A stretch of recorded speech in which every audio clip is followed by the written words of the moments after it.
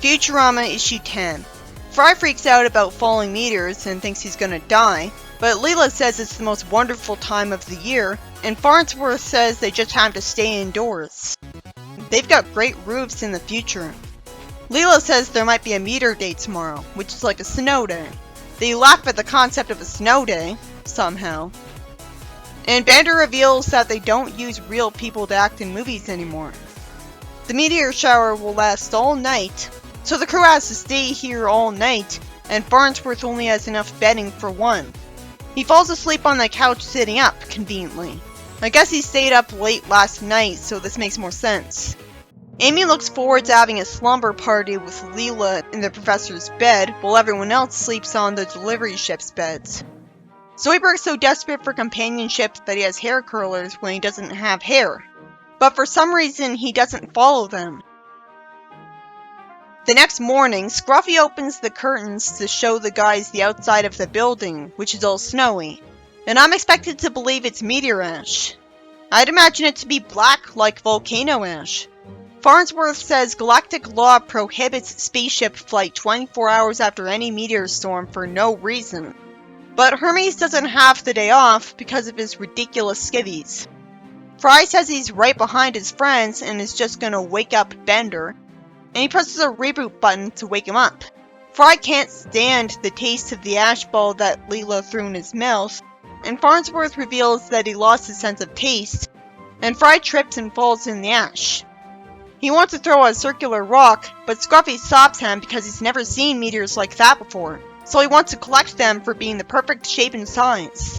It turns out curling was renamed swirling, and Scruffy wants them all to do that.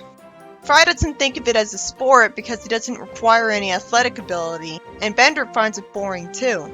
And it turns out the greatest curling coach ever is here of all places, yelling at some kids. He tells Fry to curl and he gets impressed. This is so boring. It couldn't be that hard to come up with a plot about curling. He wants to help train the crew to become great at it. Somehow Fry and Bender agree even though they found curling boring. And the coach is a jerk to Tinny Tim. Hermes would never consider removing the smoke detector from his office. Farnsworth apologizes and says he'll let his crew miss work to do curling in the Olympics because with the Planet Express logo on their uniforms, there'll be a great commercial. The jerk coach wants them to sign a contract letting him insult them, and Leela says they should read the contract first, and she has a bad feeling about this.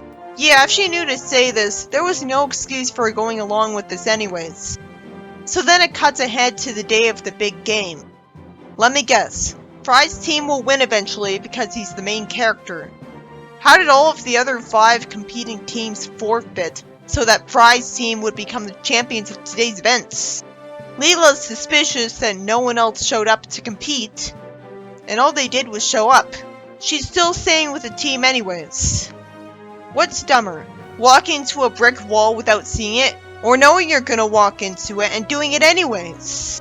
The coach says he'll need a lot more corporate funding to compete, like Mom's old-fashioned robot oil and Slurm. Bender would have a harder time kissing his girlfriend and would just bump into her before he'd get to her face, which was probably the joke with her design. Leela's not here, and she decided to do research on the couch in the library across town. What took her so long?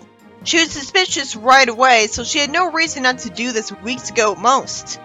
The book shows her a hologram explaining to her that all of the coach's last 3 teams have died before returning to Earth.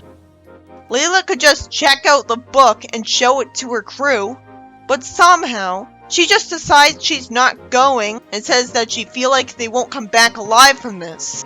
Bender says this doesn't differ from their normal routine, as I'm wondering why Leela doesn't just show them the book.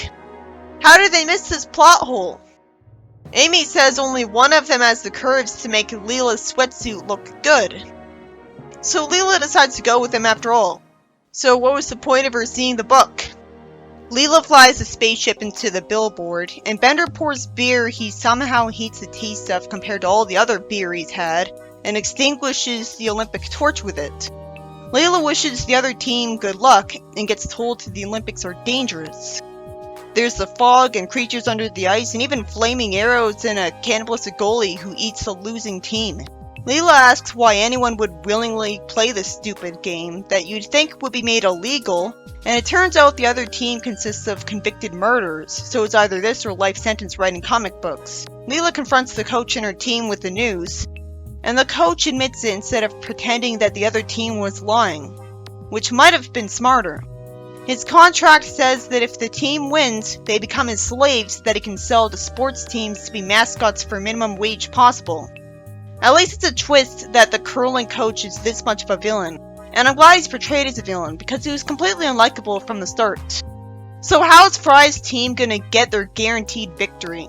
They get threatened by a giant, and a giant bird grabs Scruffy, who smacks it in the eye just to fall on the ice, which would injure him. Fry tries to help and then panics, and Bender makes a brick wall. Leela scores despite the giant being there. How likely is it that all of these characters got in the exact center of the circle every time they tried? It's so fiction-y. They don't have to all be written to do perfectly. Predictably, there was some planned twist around the meteor rocks to explain their perfectly round shape. They're eggs, which is why one of them sprouted feet. They were eggs that were knocked from out of a spaceship over the city, and they belong to the chicken lawyer's sister. The chicken lawyer is actually the least favorite character of the writer of the show. Since the curling stones they're using are illegal because of this, Fry's team is going to be threatened with execution. Why was his team allowed to bring their own curling stones? They get threatened by all of the monsters at once for an execution, but Leela has a smart idea and tells the lawyer to sue the Olympics for letting her use the eggs. So the Olympics gets scared of the mere threat of a lawsuit and decides to forget about the execution they wouldn't be allowed to carry out. They get reminded of their contract, and Fry asks for a Deus Ex Machina. They've got a lawyer right there. He may have come here out of nowhere, but it made sense. So he should just look at the contract and say that, go figure, it's not legal to make a contract like that. Somehow nobody ever had that idea, and instead the coach gets grabbed by a giant bird who thought those were eggs and was protecting them. He gets pulled through a wall, and hopefully that's the last we'll see of him. We cut to the crew back at Planet Express, where Bender's got some gold medals they could buy anyways because he met some champion snowboarders with a taste of seafood who were willing to barter. And we see Zoidberg in a cauldron in front of them with fire below it, considering it to be a hot jacuzzi. The story just ends with him oblivious. I guess he beats them all up single-handedly to get away. This story was a mostly boring one where I couldn't get through the dialogue fast enough. At least when it came to the whole mundane curling training aspect of it. Curling sounds like an extremely simple sport that anybody could do if it only consists of getting a rock in the middle of a circle, which all of the crew members do well every time. I know ice is slippery, so I guess it wouldn't be as easy as it sounds. I'd rather see some exciting action scene or an alien planet. Thankfully, there was some twists in the story. Clearly the Olympics wouldn't end up this lethal, so the story should have named it something else. I liked the variety in what was happening in the Olympics, I guess, as short as it was. The coach wants to enslave them if they win a medal. When you'd think that if he could get away with making a contract like that, he'd also have the contract enslave them to be sold as mascots right away without needing to win while he's at it. Every single one of these grown-ass adults didn't read the contract before signing it, even Leela. I'm glad the coach was made the villain at the end, because he was always a jerk, so he didn't deserve respect from Scruffy. He also doesn't deserve to be called by his actual name, because his only personality is Jerk Coach.